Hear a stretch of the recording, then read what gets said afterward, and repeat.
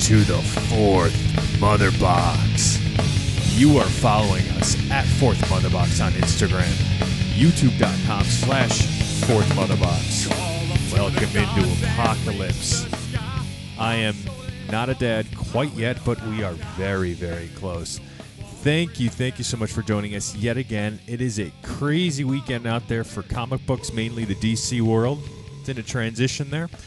And our favorite band, Metallica, is doing some stuff too. But I am Tom Oakrey. Thank you for joining us into the Fourth Mother Box. Joining me from always is somebody who notoriously trips outside of Chipotle because he gets too excited about the very basic burrito bowl he's about to order. My co-host, as always, Kyle Cosentino. Kyle, how the hell are you today? I do get excited for the Chipotle burrito bowl. I'm not going to deny that. At least you're not a tier below the shredded cheese at our local Chipotle like Brad Hughes is. And for those of you that are unaware, we were this close to being canceled last week. No, I'm kidding. I already addressed that on Jedi Talk. But yeah, you're not a tier below shredded cheese there, Kyle. So that's a good thing. It's a good thing. Wait a minute. You guys were almost canceled? What is this? No. I was talking about how I toted the line last week with the things I said about Brad. We made it. I didn't say what. I mean, because I ended up taking it out of the episode, but we talked about it on Jedi Talk real quick. So yeah. Oh, I still have to see Mike's takedown of Brad. Oh, I'm sure. Even though I'm probably going to appreciate it, I still believe that it's probably not as inspired as I would like it to be. But nevertheless, he's taken down Brad, and that's always a good thing. Here's the thing, and Mike understands this. You know, our buddy the Turtle there over on Just Freaking Wrestling podcast, currently the current Chicagoland area champion. I don't know if that's an accolade you want to be saying to people that you're champion of Chicago.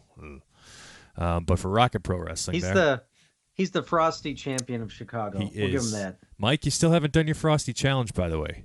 That's Jedi Talk 1, the Turtle, big fat shell of nothing. So yeah, we're in an unofficial official war with Just Freaking Wrestling, like this 3 podcast tier thing. You know, you've got me, I span over the 2 podcasts with here on Fourth Mother Box, your Farts and Diarrhea podcast, and Jedi Talk, a Star Wars podcast. And then we're in this like triangle of love thing. But really it's just me hating on their version of Kyle, and his name is Pac or Paxman, or PX or Penis Pump. I don't know, something with a P. Something different every time. He likes doing car promos, which I think are incredibly stupid, especially when he's getting his car washed. I don't understand Kyle. You know, I don't get it. I don't get it. He makes you look, intelligent, which is very scary. I don't even know what the hell you're talking about. So that's fair. That tends to be often of what I do. I'm talking about Mike's co-hosts over on his podcast. They have I was basically making fun of him, an extension through ripping on you. So pretty typical here for Fourth Mother Box. No mother jokes yet, though. No mother jokes. Well, then, they got to get on that. Come on, Mike. They do, but your podcast isn't classy unless you're talking about mother jokes and diarrhea. That's right, and that's all you get exclusively are mother jokes and diarrhea on Fourth Mother Box. Sometimes at the same time. We can't help what happens to what comes out of our mouths and butts. Mm-hmm. But besides the fact, yeah, Mike responded on his podcast to Brad. Now, when you say it wasn't as inspired, now, yeah, I would tend to agree with that. Mike's someone who's, tough skin guy. He's going to be able to handle the bullets that the type of person like Brad can throw out at him, right? Mike just doesn't know Brad that well enough to throw him back. So I encourage you, Mike, dig deep down in that promo purse that you got there and come back at Brad hard. I feel like if he visits any one of Brad's like 20 Instagram accounts, he would have more than enough to go after. That's fair. Mike went after him about his wardrobe for the video that we made for that episode. He said something about, I think it looked like he was deep-throating a penis with the way he was holding the microphone. Mike, and then they were just talking about the conversation we were having. Remember we were talking Dark Knight and Batman, comparing the two, and I think Mike's stance was you can't compare the two because the Batman is like the first of three, we assume, at least two, and then the Dark Knight is like the middle of a core trilogy story. So he felt like you couldn't compare the two on those merits. And one of Brad's biggest things was, yes, you can compare that because they're Batman movies, right? So I see both sides, right? You could say this is controversial. I think I have to put them side by side.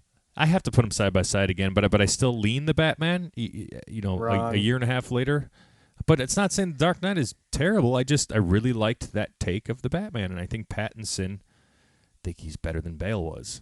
I know. Now I know that's controversial. Yeah, that's fine. You know what? You could shove your wrongs in a sack, Mister. And shine them up real nice, turn them sideways, and stick them straight up your candy ass.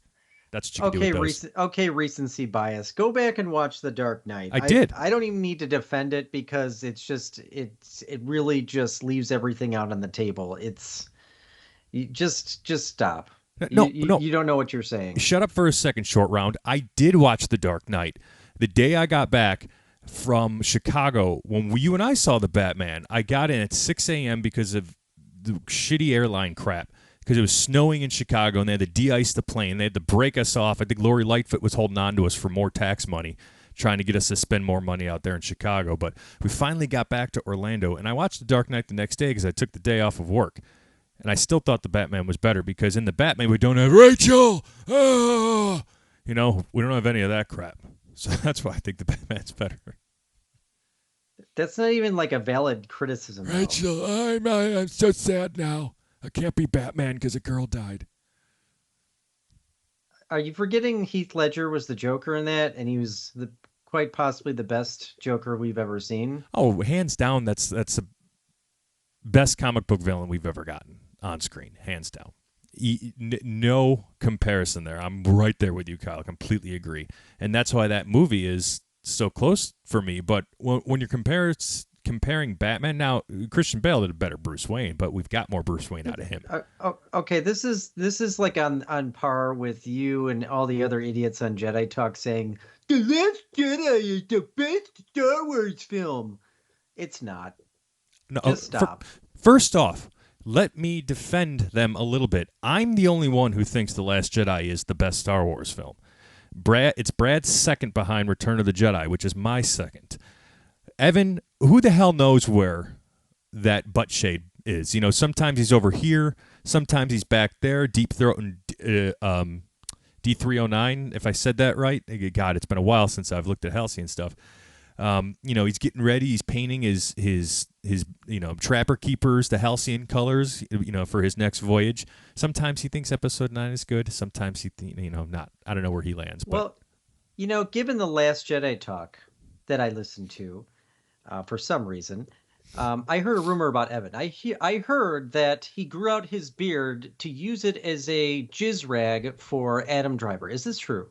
I can confirm, yes. And I may or may not have pictures exclusively sold to Brazers with right after a session between him and Adam Driver. All you got to do, give us one like on this video, and I'll post that picture.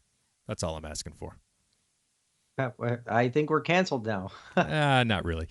We're good. So anyway, we've got some stuff to talk about today. And here on the Fourth Motherbox podcast, back in April of 2021, we were fresh off the heels, but 2 weeks before of watching Zack Snyder's Justice League. And Kyle and I were so fired up from this movie. We were inspired. We felt hope. We felt these characters were done justice finally. And we got to see an extension of a story that hadn't been finished yet. And for many reasons, which we've documented on this podcast, we got to call that a little bit of a victory for us comic book fans. A big one, too. The war hasn't been won, and it's being lost very heavily right now. But so that sparked the Fourth Mother Box into being, mainly a DC, Marvel, Star Wars podcast. But as things, if they don't evolve, you don't grow, and you can't try new things and just continue on, right? So the Fourth Mother Box, we've upgraded, right? I'm living in a different state. Kyle's I can't remember when you moved, but still, there's different, things that we've have happened in our lives, and then the show has evolved as well. Not only do we talk Marvel, DC, Star Wars a bunch, we talk Metallica. They had a new album come out when our show was, about middle of the road, about a year and a half old.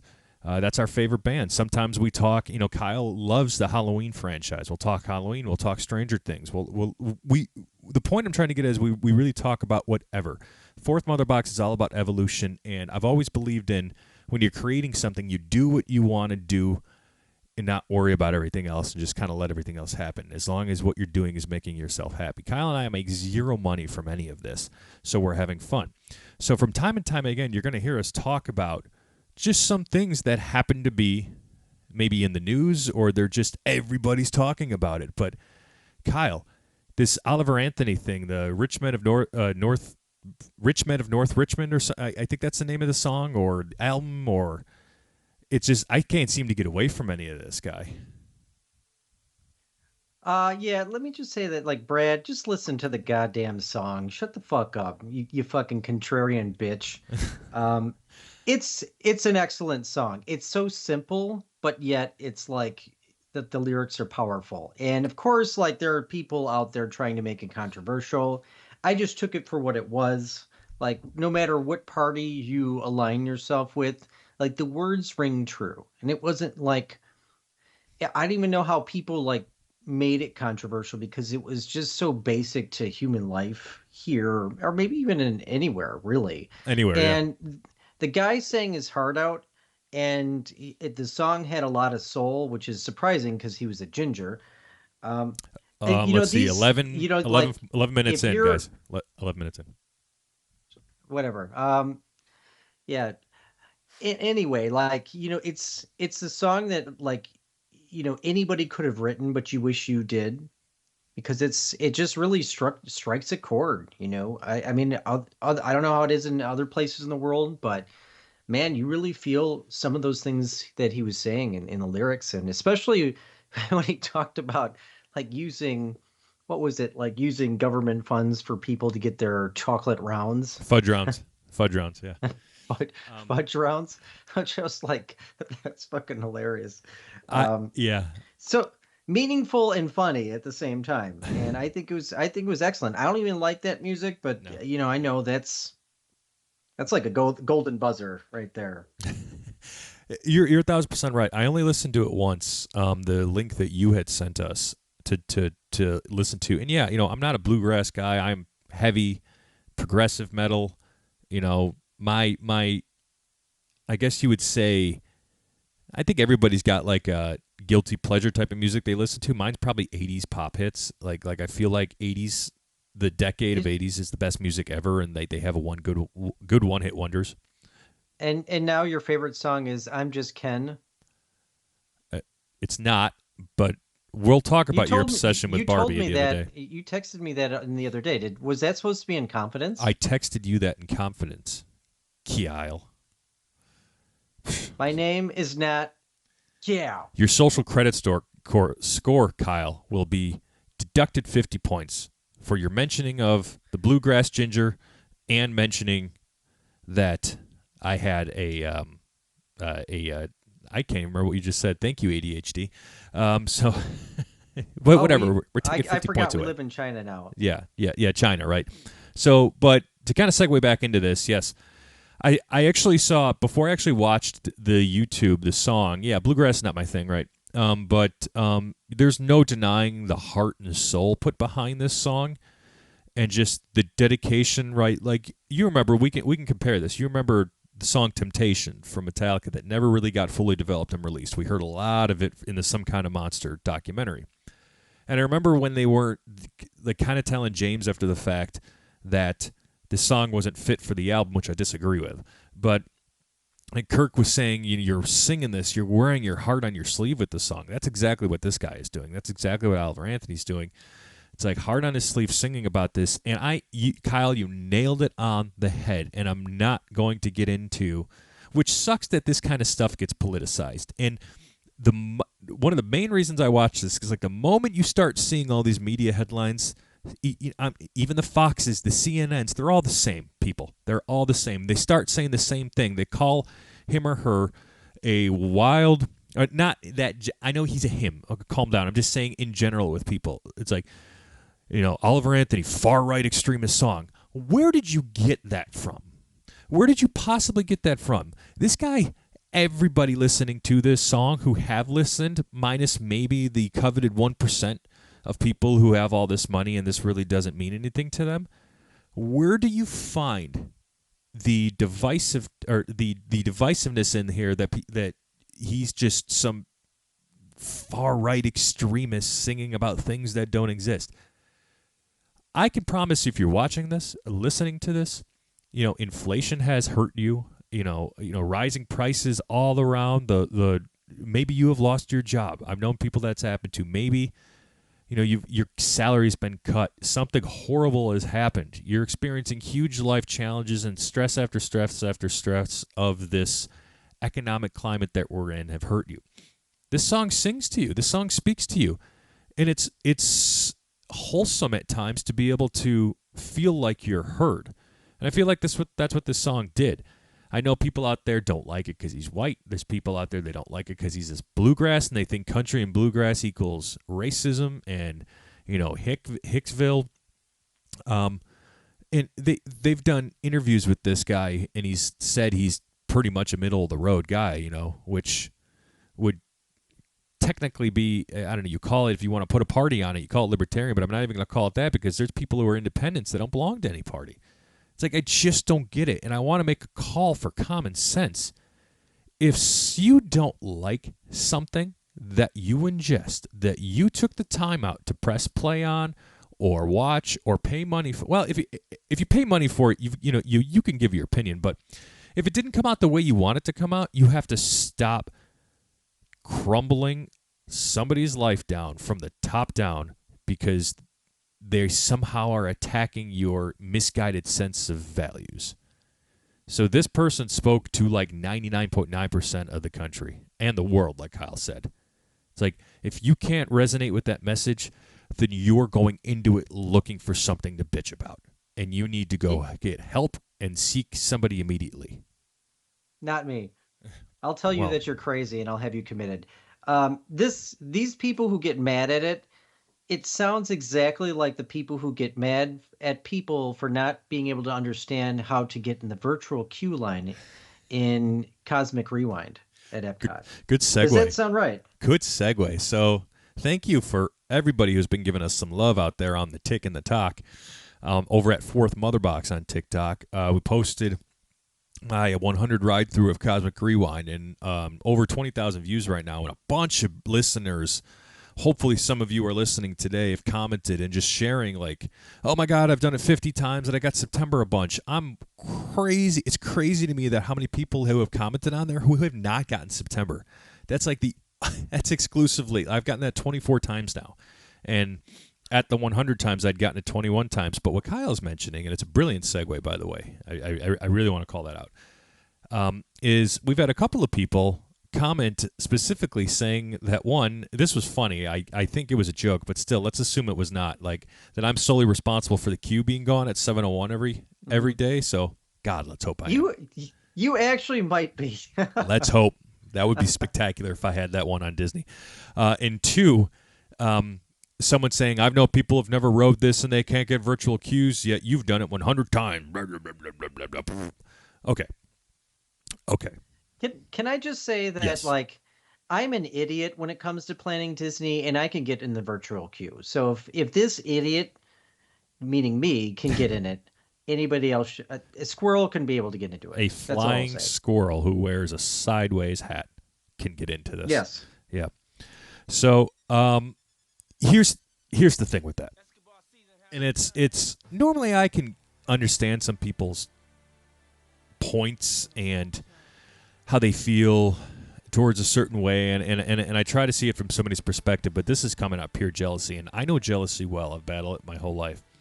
But it's like, if you cannot secure yourself a boarding group, and let alone, you have to understand, I am one person. My wife and I rode it up until 65, 66 times and then found out she was pregnant. She couldn't ride Cosmic Rewind anymore. That'll change here, coming up soon, since Lily is due any day now. But like half of that time, I am one person. Can you not get your big fudge round eating ass up out of bed? Set an alarm clock to get up, especially when you're at the resorts.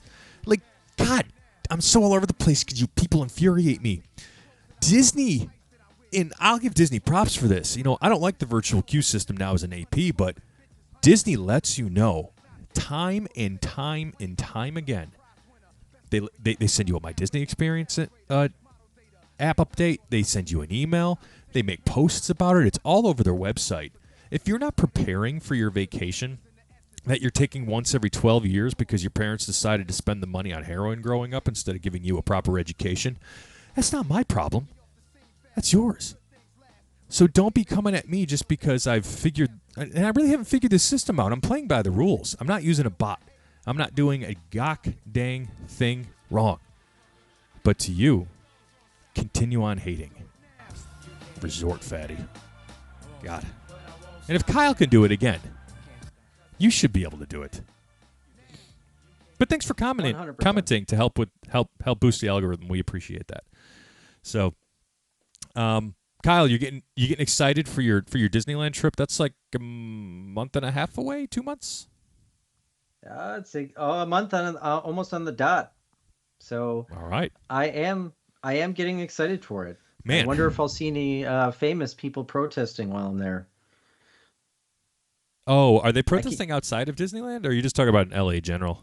In LA in general, okay. I see all over Instagram. Like I saw like the cast of Arrow like together protesting, and I just keep seeing different pictures of people. So not only am I going to Disney, but I'll be at Universal, and I plan on just exploring LA.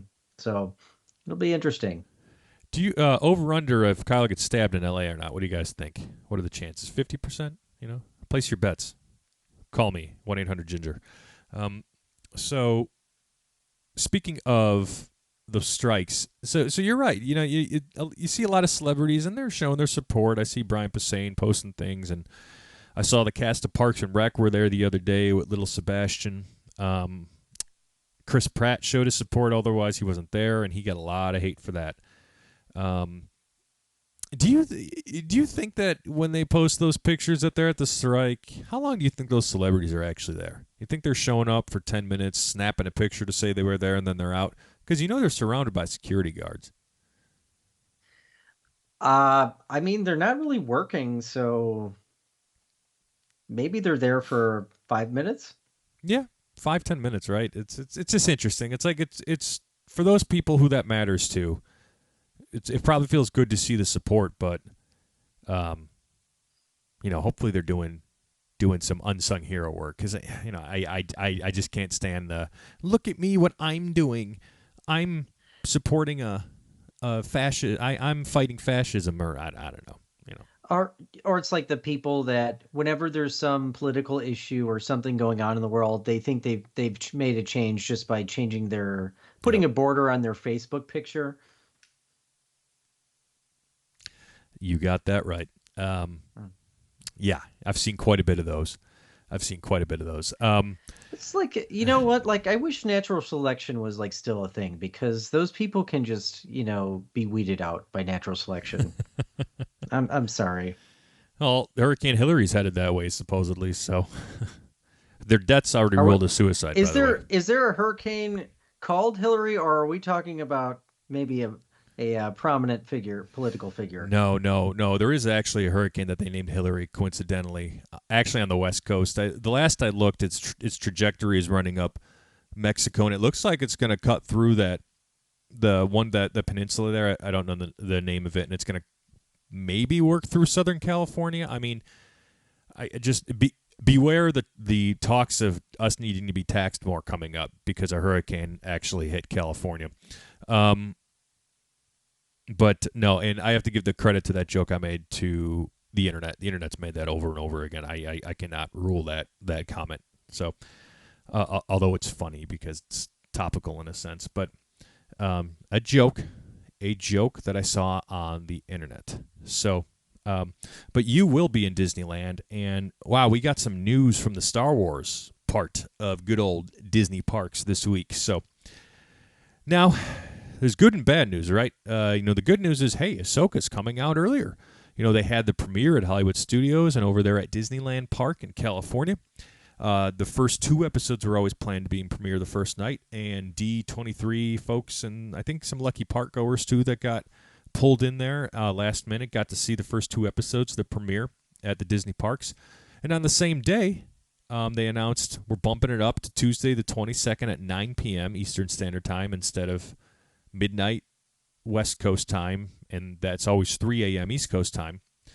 So if Lily's not here yet, or if I'm at the hospital, I'll be checking it out as long as she's not, Courtney's in active labor or anything like that. And then 2, and this is where you come in, bad news for us over at Disney World because we'll have to wait 12 years for this. But you'll be able to run into Ahsoka herself there over in Batuu in Disneyland when you're there. That's pretty freaking cool because she's officially debuting the next day on August 23rd when it comes out. Yeah, I hope to catch her. I mean, it was kind of a bummer that I didn't get to see Mando and Grogu when they were at Galaxy's Edge when we went. But I hope to see Ahsoka. Yeah. Or try to. Right. Try to, right? Because when Mando first came out here, and I'm sure the same in Disneyland, he was mobbed. I mean, you'll have to let me. You guys will have to let me know if you hear anything, like any insider tips on if when she's going to be out or if she's going to be out at a certain time. Right. I can't recall. I'm pretty sure the setup is similar in Disneyland. But Mando comes out of the cast member door, right before you're walking into the marketplace. So you're going to walk by Rise of the Resistance. It's on your left. And if you continue to go and stay left, right before the actual marketplace, that's the door Mando comes out in Disney World. So it might be the same area, give or take. I mean, they're not going to put her anywhere near the First Order and Kylo Ren. They're not going to put her over in that area, so it's most likely going to be the marketplace. I don't know if they announced an area. I didn't see on the posts, but yeah, we'll let you know, Kyle, because we had. I mean, I'm not breaking any news or fourth walls here because I'm keeping it down low, but we had some insider news, so to speak, about Mando. That's why I was able to get such a crisp video of him in front of us before. I'm not kidding. If you go back and check Jedi Talks page, and I'll post it on Fourth Mother Box too. There were seas of people behind that video, that people checking Mando out. I don't know how the word got out. Well, I have a feeling how the word got out that quick, but that was crazy. So, yeah, best of luck finding my third favorite, sort of Jedi. Do you think she'll be mobbed? Because when Mando debuted, this was like after the 3rd season aired and they were hugely popular. So, and I feel like maybe not everybody knows about Ahsoka. I mean, obviously, the core fans love her, but I feel like your most common fan might not really know who she is. I think she's going to be mobbed, if not worse, than the Mandalorian. So, really? Yes, hear me out on this. Ahsoka Tano went from people hated this character to the point where Ashley Eckstein was wrecked. Her mental health went down the tank. She cried in her cheesecake. What? Yeah. This is at the start. This was back in OG Clone Wars and the Clone Wars series. But the point I'm making is she started there, but this character did in the history a blossoming turnaround, and now we have arguably one of the most loved characters in Star Wars in Ahsoka Tano.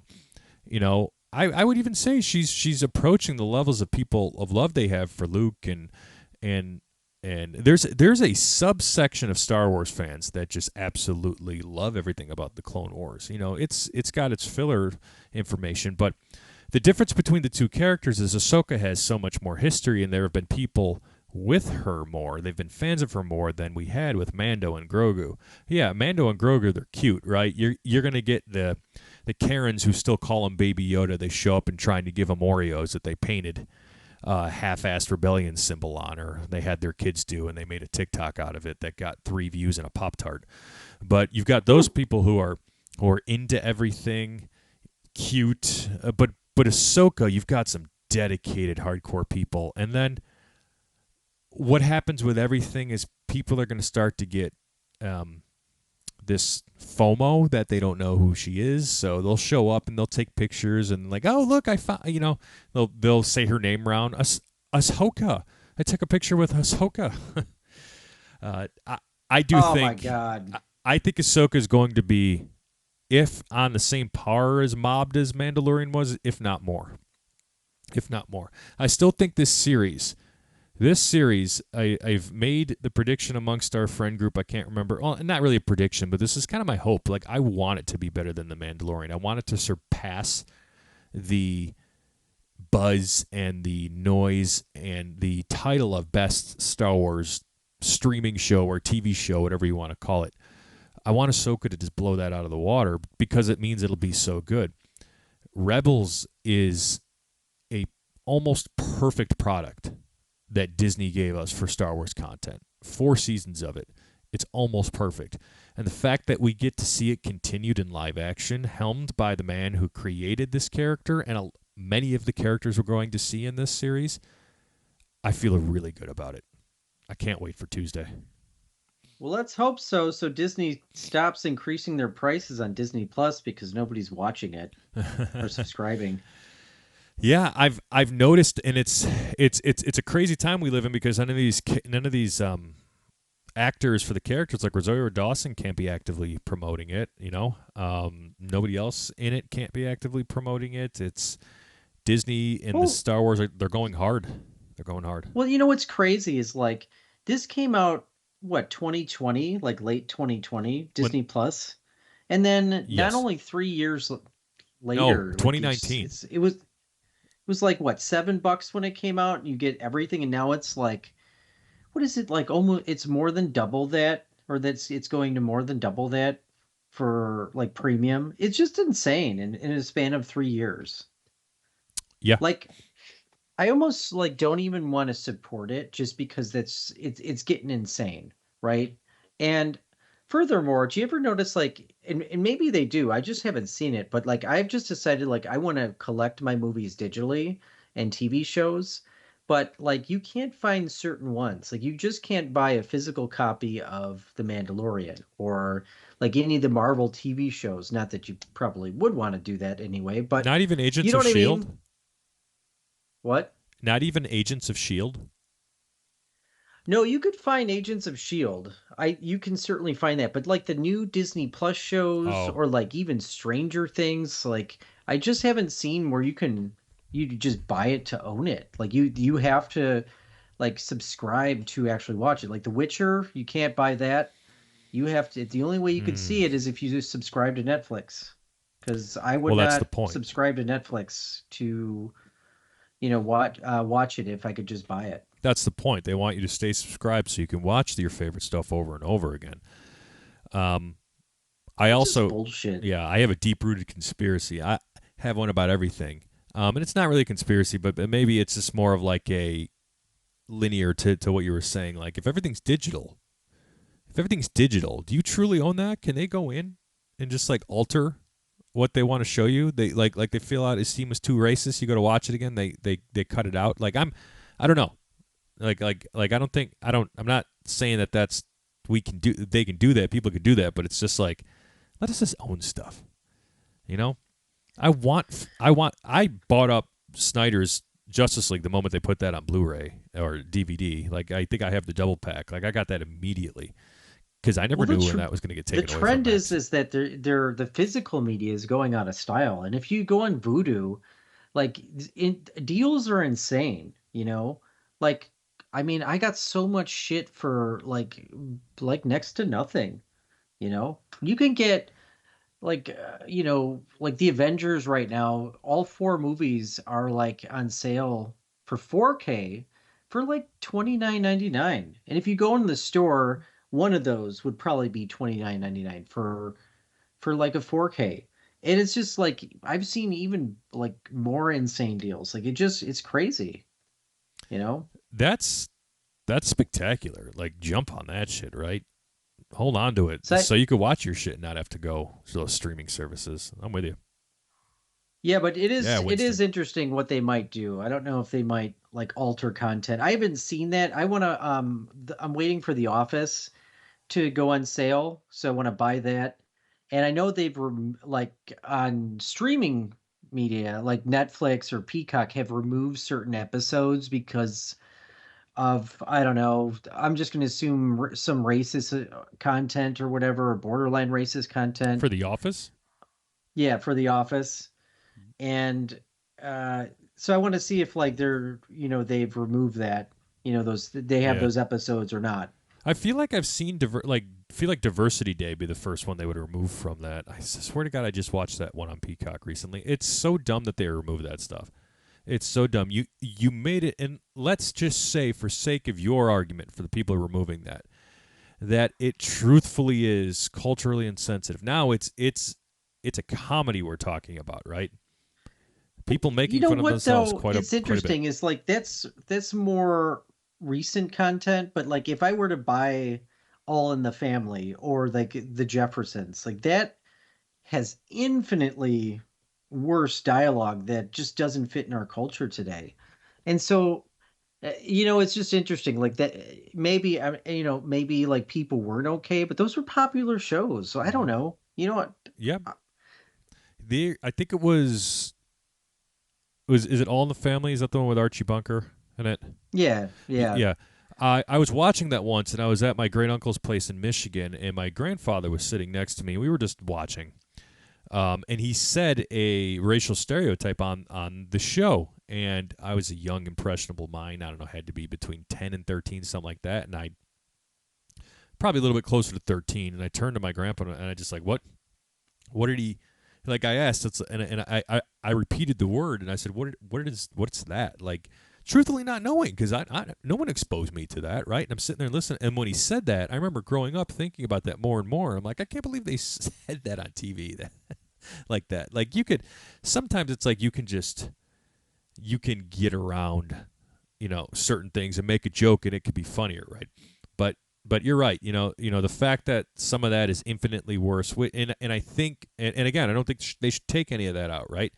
You put it in, and then you get the feedback that you get, but no one should be made to change anything because somebody else is pooping in Well, their pants. I get, like that doesn't fit in our society today, right? So, like, that's maybe offensive, but it's getting out of control. Like, some people are just like offended for stupid shit. Like, I don't know. Somebody's offended by somebody wore like an off-color blue shirt and it means it triggers their trauma from, I don't know, like dropping their ice cream cone. I like, it gets insane. It really does. It does. People are just like we're not progressing. We're not moving forward. We're regressing. We are Like regressing.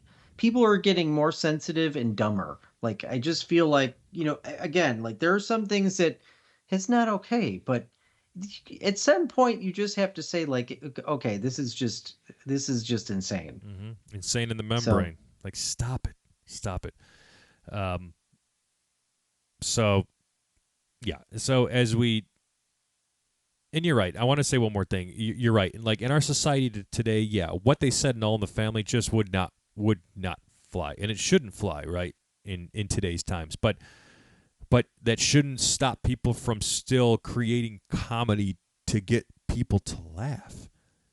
To get people to laugh. Now, and it's sometimes it's just hard for me to understand. People will tell me it's because I'm privileged, and I tell them to go fuck themselves if you tell me I'm privileged. There's no privilege here. I promise you that. But we're not here to fight semantics. I want to take my hate and waste it on James Gunn.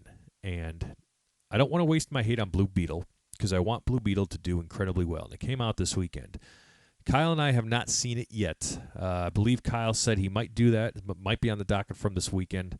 But am staying put. I will see Blue Beetle, but not right now. Again, Courtney could bust in the door here while we're recording and say we got to go to the hospital. So it's like that close. My daughter is could be any minute now. But how badass would it be if she's born the same day Ahsoka comes out? So you have to change your name to Ahsoka. right, and hey, her initials, uh, Lillian Page Okery, Leia Organa, LO. I'm just saying, you know, just saying. I haven't turned into Darth Vader or anything yet. But okay, Blue Beetle's out this weekend, so I'm going to real quick, Kyle. I'm curious. I want to hear your expectations for Blue Beetle when you go see it, and what you're expecting, what you think we might get. And while you're doing that, I'm going to check to see what score it's currently at from critics and fans. So, what do you want to see out of Blue Beetle? Well, I know it's actually been reviewed well by both critics and fans alike. So I just assume, well, then again, I did see one person say that it was like a team up. The movie was equivalent to like a crossover episode in the CW verse, Uh oh. which which isn't a good. It isn't a compliment. Let's say like that's. I mean, the crossover events were cool in the time being. Like they were. Um, but we all know like that series that universe just plots hard, It you did. know. So, So but anyway, like I don't know too terribly much about Blue Beetle. Like I was saying, like I've seen him on Young Justice, and I like his character there. And you know what? I want a good movie. Like yes. I just want superhero movies to do well. I want them to say, yeah, it's blowing up. You know, it's doing really well at the box office because the more flops that we see, the less movies we're gonna get. Yep. But but then again, on the other hand, it could maybe make writers rethink it, you know, or come out with something new. Christopher Nolan did that. Like superhero movies were pretty much dead when before Batman Begins. And everybody said like Iron Man started it. No, it was Batman Begins that really 2005. Yeah. started the serious, more serious like superhero story. Now you could also argue maybe Spider-Man, which Raimi's trilogy, except for the last one, And was X really Men. great, you know. X-Men 2 were But there. but like but yeah, like Batman Begins or the Nolan trilogy really reinvigorated the superhero like franchise, and people saying like there's superhero fatigue. It's I don't think there's fatigue as much as there is just like lazy and bad writing. They got drunk on the fact that, oh well, every superhero movie that comes out will just make $1 billion, so just we'll throw any shit at the screen. It doesn't work like that. Yep. It doesn't. Yep. You have to keep the audience engaged, and like I was saying last week, going back and revisiting some of these great movies, you'll understand why like people love them so much and why they were so good. And even like, you know, the DC Legacy animation movies, they're just like every time I watch them, I'm like, you know, super invested and like into it. It's not one of those movies where you could just take your eyes away. So like we need more of that. We need like good stories, and it starts with a good villain Mm-hmm. and real stakes, because when there's no stakes, when you could just go back in time and change everything, Mm-hmm. you know, then it's like it really takes away from the, you know, the real fear of the Mm-hmm. story, you Mm-hmm. know. Again, like I've cited, like you could say that about Star Wars, you could say it about Game of Thrones, you know, like there's so many good examples from history that proves like this is what makes a good story, is the fact that you know that maybe your character could die or something bad can happen and they can't change that, you Mm-hmm. know. Mm-hmm. Well, So here's where Blue Beetle's sitting at right now. Currently on Rotten Tomatoes. So critics score, it's rated fresh, but it's 75%. 169 reviews. Nice. 169 ah, reviews at 75%. Now that opened up higher, and it's I always I always know there's an agenda from somebody posting when they're like, "Oh, it opened up at 89. I told you this would be good," and then it drops. You know, it's like let the weekend. I always want to see the first weekend's worth, so that's why I'm looking at and the number I'm reporting now. I'm like, okay, this is cool, but I'm going to digest that at the end of the weekend. So 75% critic, and then through 500 plus verified ratings, and the audience score 91%. So I'm always like pro audience score over, critics. Critics we can suck grass. my opinion, personal opinion, is that we don't even need critics anymore because it just like they serve no purpose. You know, they really don't. Like just because, like even with horror movies, and this is one of my big pet peeves as a big horror fan lover. You know, if there's any sign of any sort of agenda in the film, you know, uh, it gets reviewed a certain way, right? Mm-hmm. And like like I'll highlight Megan. Like everybody went nuts over this, and I watched it. And it was a good movie, but that movie is just 2020 Chucky. That's all that is. Like there's nothing like real fresh about that movie. Again, not a bad movie, but like it got so much acclaim, and You really it chapped just your didn't. pants It that really that didn't movie was deserve good. it. Now, something like Smile, that was fresh. That is a fresh horror movie. Even what was the one I just said? Scene. Talk to Me.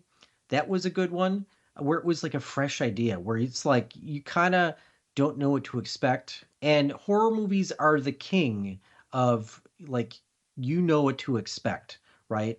You know what's going to happen. So it's one of probably the hardest genres to really reinvent, just because there's so much content and so much like, if one movie good comes out, then there's 400 movies that just copy it. And yeah, so I don't feel like we need the critics anymore. No, we could do it here on the Fart and Diarrhea podcast, Fourth Mother Box. Yeah. We can criticize. I keep doing that with my hands. I don't want to look like him. We that's what we do in the Fourth Mother Box. And hey, you didn't tell me that Talk to Me came out. Your horror life story there that you people are just going to go through like they're going to retell the horror stories of them talking to you in therapy, which led to them having a horrible life. So that show could have landed better, but you get the point. That was horrible. Yeah, no, it was funny. It was funnier in my mind. And when I sit here and think on things, it could have landed better, but still, effort Even here. Mike the Turtle Norot could have done better. So Mike could sit barely down, son, bake a you're Betty done. Crockett pie on his way to the kitchen because he'd eat the frozen thing before he gets to Why the don't you go joke. get a coloring book and sit in the corner for the rest of the Yeah, podcast, and I'll close this bitch out. Yeah, every time I go see your mother, she's got a new coloring book waiting for me, but I don't get to it because I'm busting all over her Oh, instead. that's just dumb. No, it's No, not. I'm sorry. Oh, it's dumb. It's dumb. You're the one who made the ginger joke at the beginning of the goddamn podcast, which I knew you would. You guys recycle the same mother joke and then like laugh like seals on Jedi Talk. Good Lord, it's not even like one of those jokes it's funny because you keep saying it. It's just obnoxious and like it's not even done well. The only person that does good jokes is Evan because he doesn't do it often. He doesn't recycle. He just waits to drop a bomb at my expense. And while he's like, I'm like I said, I'm glad the Halcyon is closing because it hurts him. He's the only one that I respect on the Jedi Talk. Well, it tells us everything we need to know about you, Mr. Cosentino. Real quick, lightning round. All right, so James Gunn, okay, I'm just going to say this. Are you lying to us?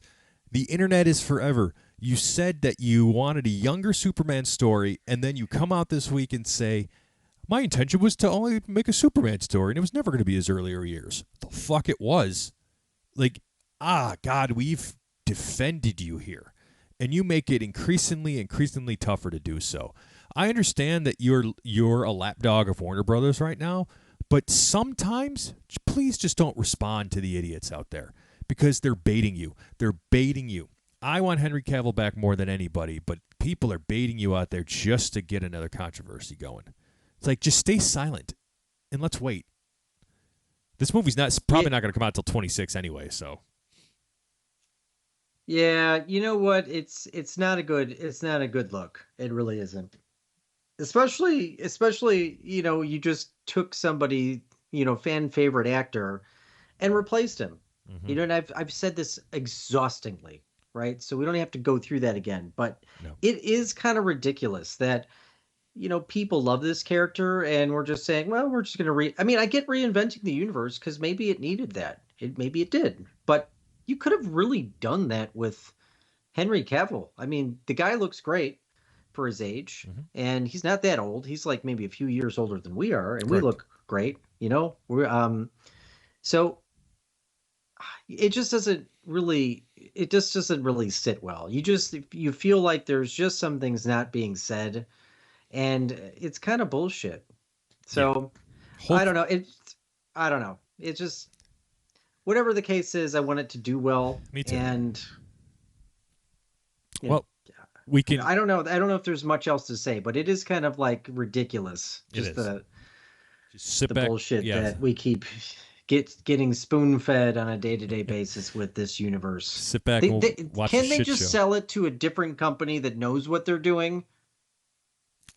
You know, band together like a group of like 10 fifth graders, and they would write a better story than WB, or they would do better with this universe than WB. Right. I mean, they might. They absolutely might. They probably will. Right now it just seems to be in a jumble, and hopefully we'll find out where Blue Beetle lands in this universe. The Flash is coming to Max next week on August 25th. So if you haven't seen The Flash yet, and or you've been waiting, I think this is going to do very well on streaming. I think the digital purchases were went very well for The Flash, and I think the streaming is going to do even better. Because it'll be on Max now. Speaking of streaming, my most anticipated streaming movie of the year, Rebel Moon. We're getting a teaser on Tuesday. When Zack Snyder confirmed that. So again, this is as close as we're going to get to how Snyder saw Star Wars, except these are going to be new characters. So really looking forward to that. And this is going to be Netflix, right? Netflix, you got it. Yeah. I kind of want Netflix to just go away and never come back. They came back like after they went way down, and then they implemented that no password sharing thing, and then like I don't believe that. I don't think that's like them coming back. I think that's just like people subscribing and they're still, pretty down. that's fair. That's fair. Last thing we'll say, and I'm purposely saying this to trigger Kyle, and it's not easy for me to Great. see it either. Great. But did you see that Barbie surpassed The Dark Knight in like the most successful movie for Warner Brothers ever? Um, what people fail to realize when they read that article, because yes, I've seen that article, is when you adjust it for inflation, no, it didn't. Okay, that's fair. I mean, I haven't seen Barbie. I don't know if I will, but I know The Dark Knight's better than it. I'll say Well, that like for Barbie, me. to its credit, it is like a big fuck you to all these big companies that are just releasing these big franchise films and are failing.